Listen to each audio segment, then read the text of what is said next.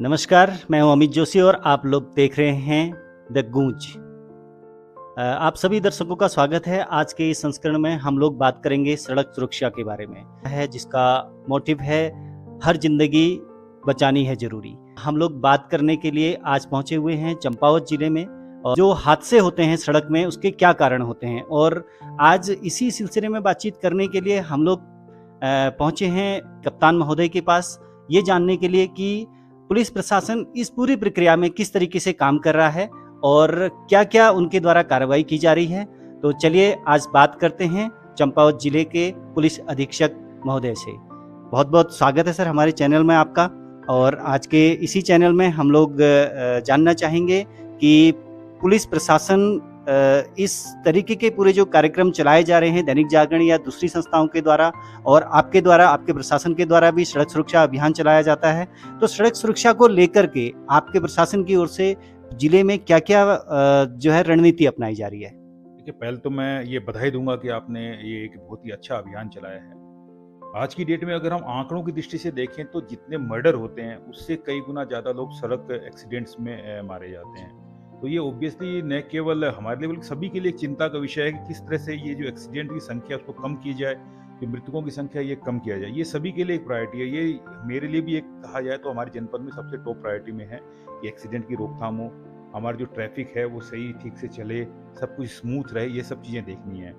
तो इसमें जो हम अगर एक्सीडेंट्स के कारणों की हम बात करें तो एक्सीडेंट्स के कारणों में हम दो भाग में बेसिकली मैंने जो एनालाइज के दो भाग में हम डिवाइड कर सकते हैं। एक होता है ह्यूमन मानवीय कारण, जिसमें हो सकता है कि व्यक्ति कुछ गलत तरीके से गाड़ी चला, रफ ड्राइविंग होता है, ड्रंक एंड ड्राइविंग होता है, ओवर स्पीड चला रहा है। दूसरा हम देख सकते हैं टेक्निकल में हम देख सकते हैं कि जो रोड की बनावट होती है, जो इंजीनियरिंग होती है, उसमें जो फॉल्ट आता है वो भी एक एक्सीडेंट का कारण बनता है। इसके अलावा जो मैकेनिकल गलतियां गाड़ियों में जो दिक्कत आती है वो भी एक होती है। तो इन दोनों चीजों को लेके हम लगातार इसमें काम कर रहे हैं। अगर हम दूसरे उसमें आते हैं कि हम पुलिस की तरफ से हम क्या कर सकते हैं, देखिए हमारा पहला है अवेयरनेस। ऑब्वियस है कि हम लगातार इसमें अवेयरनेस चला रहे हैं। आपने भी जो चलाया ये भी एक बहुत अच्छा चीज है। हम स्कूलों में, कॉलेजेस में, इवन जो मोटर ड्राइविंग स्कूल्स है, इवन जो टेक्निकल जो उससे जो जगह है वहाँ पर हम जाके इसके बारे में लगातार अवेयरनेस हम कैंपेन इसमें चला रहे हैं। और इसके साथ साथ लोगों को ये भी अवेयर कर रहे हैं कि जो ये एक्सीडेंट्स हो रहे हैं इसके जो कारण है उसको कैसे कम करें, कैसे इसको खत्म करें, इसको लेके हम अवेयर भी लोगों को कर रहे हैं कि क्या इनको करना है, क्या नहीं करना है। दोनों चीजों के लेके हम इसको लगातार अवेयर करें। इसके अलावा हम अपनी तरफ से चेकिंग अभियान वगैरह चलते हैं, वो एक रेगुलर रूटीन का प्रोसेस, वो भी हम इसमें। सवाल मैं आपसे करना चाहूंगा कि जिले में यातायात के नियमों को उल्लंघन को लेकर के यहाँ पर जो चालान किए जा रहे हैं उनका एवरेज क्या है, कितने पर डे के आस होते हैं और किस किस कैटेगरी में आप उनको रखते हैं? देखिए, जो चालान कर रहे हैं वो बेसिकली जो अगर आंकड़ों की हम बात करते हैं, लगभग पर डे 65 से 70 75 के बीच में लगभग हमारे जनपद में यहाँ पर चालान इसमें पर डे हो जाते हैं। इसमें जो अधिकतर जो चालान होते हैं वो बेसिकली नो पार्किंग के, इसके अलावा कहते हैं विदाउट हेलमेट के, इस तरह के चालान होते हैं। लेकिन इसके अलावा कुछ चालान जो हमारा मेन जो कोर है, जो 6 बिंदु जिसपे हमें करना होता है, overloading, over speeding, drunken driving, rash driving, इसमें भी कुछ मात्रा में चालान इसमें होते हैं। और हमारा मेन प्रायोरिटी इसी को करना है, लेकिन इसमें जितने मिलते हैं उस हिसाब से हम चलाना। के साथ चंपावत जिले में क्या स्थिति है कि ड्रिंक करके कितने एवरेजन आपको यहाँ पर लोग मिलते हैं, उसके बारे में बताइएगा। ये एक वास्तव में एक बहुत बड़ी भूल नहीं कह सकते, ब्लंडर है, जो कि कहा जा सकता है। तो एक तरह से मानव जो ड्राइवर है खुद एक तरह से अपने आप को एक्सीडेंट के लिए न्योता दे रहा है और दूसरे की जान से खेल रहा है। तो इसको हम टॉप प्रायोरिटी में रख रखा है। इसको भी हमारी जो टॉप प्रायोरिटी है उसमें है।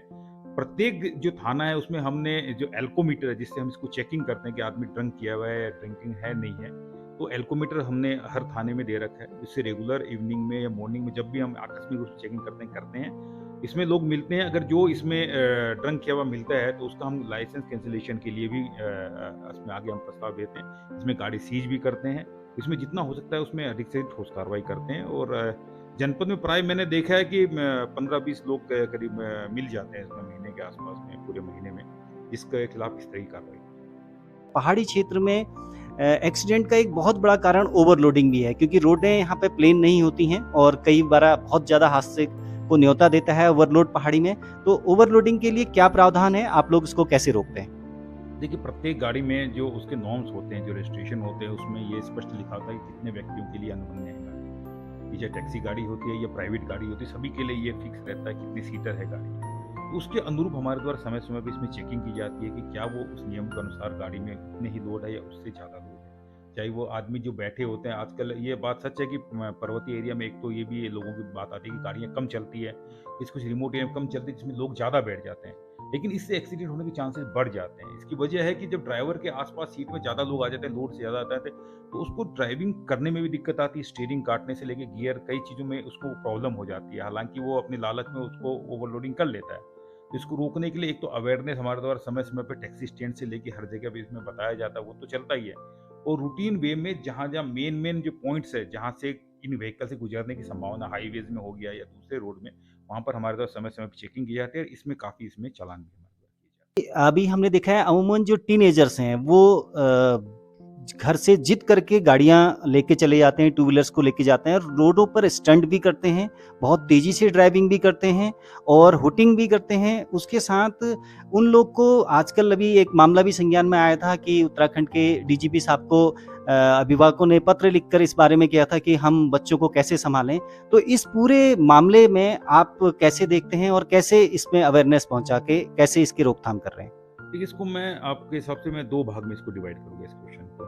पहला पार्ट मैं लेना चाहूँगा कि जो बच्चे ज़िद करके गाड़ी ले जाते हैं, स्कूटी या बाइक्स वगैरह ले जाते हैं स्कूल पढ़ने के लिए या दूसरे कामों के लिए ले जाते हैं। तो सेकंड पार्ट में स्टंट वाले में जाऊँगा। पहले पार्ट में जब कोई बच्चे ज़बरदस्ती ज़िद करके ले जाते हैं, तो हम स्कूलों में आपने देखा भी होगा, हम स्कूलों में लगातार अवेयरनेस चलाते हैं कि किस एज तक के बच्चों को टू व्हीलर की अनुमन्यता चला सकते हैं, कौन नहीं चला सकता, उसका अवेयरनेस भी चलाते हैं। साथ-साथ में हम स्कूलों में चेकिंग भी करते हैं। हालाँकि इसमें चेकिंग में हम ये लीनियंसी ज़रूर रखते हैं कि अगर बालक ज़बरदस्ती ले आया घर वाले, हम उनको बुला के काउंसलिंग करते हैं बच्चे की। उसके पेरेंट्स को भी बुलाते हैं, उनको बता देते हैं, समझाते हैं कि भई अपने बच्चे को आप मत दीजिए। अगर ज़िद भी करता है तो समझाइए, कल को एक्सीडेंट हो जाएगा तो वो नुकसान पूरे परिवार को होगा, उसको भी होगा, पूरे परिवार के लिए नुकसान होगा। सेकंड थिंग अब आते हैं हम जो ये रैश रैश ड्राइविंग या फिर जो ये स्टंट करते हैं, स्टंटबाजी वाले करने के खिलाफ मेरा इसमें थोड़ा-सा कड़ाई रुख रहता है। हमने ये कह ही रखा भी स्टंट जो कर रहे हैं गलत है, क्योंकि वो अपनी जान के साथ-साथ दूसरों की जान के साथ भी खिलवाड़ कर रहे हैं। तो इसमें हम ऑब्वियसली जो कानूनन जो प्रावधान उसमें साथ कार्रवाई करने के साथ-साथ में उसको समझाते भी हैं, क्योंकि वो अगर वो बालक रहता है, यंग रहता है, तो उसके पेरेंट्स को बुला के भी समझाते हैं, उनको बताते भी, क्योंकि कई बार पेरेंट्स को पता नहीं रहता है कि बच्चे ये क्या कर रहे हैं, स्टंटबाजी कर रहे हैं, तो पेरेंट्स को बताएं ताकि पेरेंट्स उसको समझा के भी रखें। और साथ-साथ में अगर वो नहीं समझता है, तो उसकी वाहन को हम सीज करने का।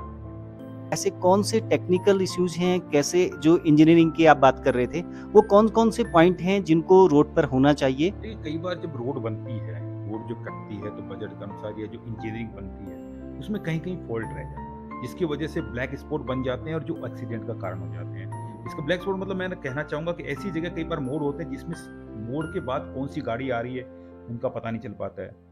तो वो एक टेक्निकल फॉल्ट होता है इंजीनियरिंग, क्योंकि उसमें कई बार ड्राइवर्स की या वाहन चालक की गलती ना होके कई बार जो टेक्निकल जो रोड इंजीनियर उसकी गलती होती है। तो उसके लिए हमारी एक सड़क सुरक्षा समिति बनी है जो समय-समय पे इन जो ब्लैक स्पॉट जो है, इनको हम चिन्हित करते हैं, इनका हम पता कराते हैं और रोड सड़क सुरक्षा समिति के माध्यम से प्रस्ताव भेज के उनके जो ब्लैक स्पॉट है उसको खत्म करवाते हैं। उसका प्रयास करते हैं, उसके लिए हम शासन को प्रस्ताव भेजते हैं और बाद में वो लगभग कई जगह हमने इसको खत्म भी करा है। इसके अलावा जो हम अगर वो उसको देखते हैं तात्कालिक रूप से अगर उसमें करना होता है, तो हम जो एक कन्वेक्स मिरर लगते हैं, मिरर लगाते हैं जिससे कि सामने दूसरी साइड से गाड़ी का भी पता चल जाता है। कैट्स आई का भी रात्रि के लिए हम प्रयोग करते हैं कि कैट्स आई वगैरह लग जाए ताकि लोगों को पता रहे कि आगे मोड़ है, सिंबल भी लगवाते हैं। तो इस तरह के जो है सिंबल बोर्ड वगैरह लगा के हम टेक्निकल इसको जो है उसको जो कमी है उसको दूर करने का प्रयास करते हैं। देखिए, कहीं-कहीं पे जो हाईवेज़ है, नेशनल हाईवे, उसमें कुछ कमियाँ हैं, जो हमने अभी जो मीटिंगों में ऑब्ज़र्व भी किया। जैसे कहीं-कहीं नगरीय क्षेत्र में जो स्ट्रीट लाइट्स होती है, वो नहीं जलती है, दिक्कत आती है। तो संबंधित विभाग जो मीटिंग रहते हैं, उनको हम बता देते हैं। इसके बाद कैट्स आई कहाँ-कहाँ लगनी है, उसके विषय में भी हम जो है वो लोगों को उसको जो संबंधित विभाग है, उनको हम बताते हैं। बहुत सारे लोग अपने बाइक के साइलेंसर को चेंज कर लेते हैं। बहुत सारा साउंड और इस तरीके की चीज़ें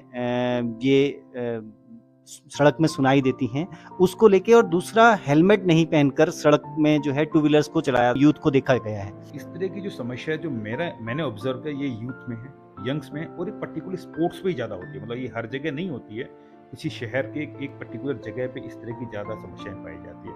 तो वो जगह हम लोगों ने पहले तो चिन्हित कर रखी है। वहाँ पर जो शाम के ज़्यादा शाम के वक़्त अमूमन होता है या फिर स्कूलिंग के टाइम पे होता है, उस समय हमने वहाँ पर पिकेट भेजनी शुरू कर दी। जो पिकेट जाती है वो उनको चेक भी करती है। इस तरह का कुछ पाया जाता है उसके खिलाफ हम कार्रवाई करते हैं। इसके अलावा यूथ्स को हमें अवेयर करने के लिए समय-समय पे हमने अवेयरनेस प्रोग्राम चला रखे हैं। स्कूलों में जाते हैं, इसके विषय में समझाते भी हैं। इवन जो मैंने आपको पहले भी बताया था कि इसमें जो उनके पेरेंट्स होते हैं, जो साइलेंसर खोल के जो स्टंटिंग करते हैं, जो भी करते हैं, उनके पेरेंट्स को बुला के भी हम समझाते हैं और नहीं मानने पे उनके खिलाफ हम कार्रवाई करते हैं।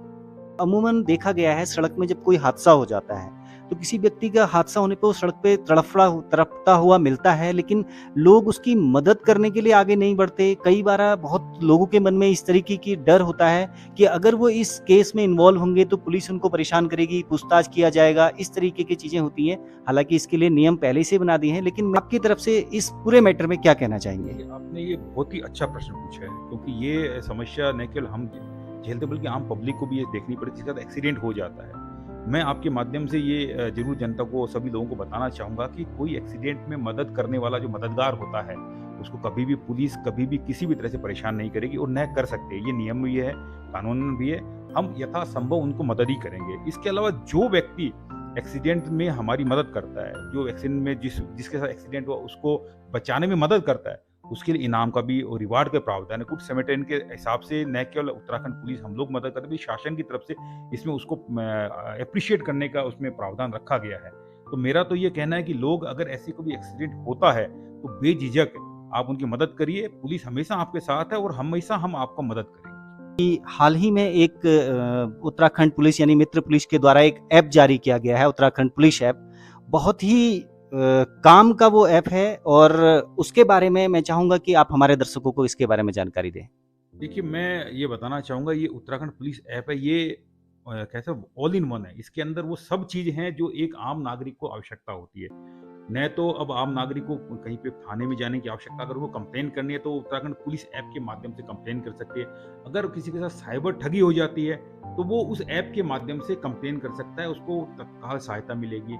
अगर वो चाहे तो एक्टिव होके जो ट्रैफिक नियम है उसको पालन कराने में हमारी मदद कर सकता है। बेसिकली वो एक पुलिसिंग का काम भी कर सकता है। अगर कोई गाड़ी मान लीजिए गलत तरह से खड़ी है या कोई स्टंट कर रहा है तो उसका फोटो या वीडियोग्राफ उसको बना के अगर वो ऐप के माध्यम से वहाँ पर डाल देगा तो हम उसमें से ऑटोमेटिकली उसमें चालान कर सकते हैं। इसमें कई चालान ऑलरेडी काफ़ी लोगों ने इसमें एक्टिवली पार्टिसिपेट किया है और इसके माध्यम से काफ़ी चालान भी हम लोगों ने किए हैं। इसके अलावा अगर लड़कियां बच्चियों के साथ अगर कोई छेड़छाड़ करता है, कुछ गलत उनके साथ हरकत करता है, तो वो बच्चियां भी उसमें सीधे कंप्लेन कर सकती है और उसमें तत्काल पुलिस वहां पर आने के लिए आएगी और उनकी मदद करेगी। वहां पर एक SOS बटन है, उस बटन को अगर जहां भी है वो दबाएंगे तो पुलिस उनकी लोकेशन पता करके जो बच्ची की उसकी मदद के लिए वहां पर पहुंच जाएगी। तो ये काफ़ी कारगर मेरा मानना ऐप है और मैं सभी आम जनता से निवेदन करूंगा कि वो उस ऐप को डाउनलोड करें और इसका जितना हो सकता है, जहां तक संभव हो, उसका सदुपयोग करें। तो मैं पूरे अपनी टीम के द्वारा आप लोगों से निवेदन करना चाहूँगा, इस जानकारी को आप अपने दोस्तों में, अपने रिश्तेदारों में शेयर करें और इस पुलिस ऐप को डाउनलोड कर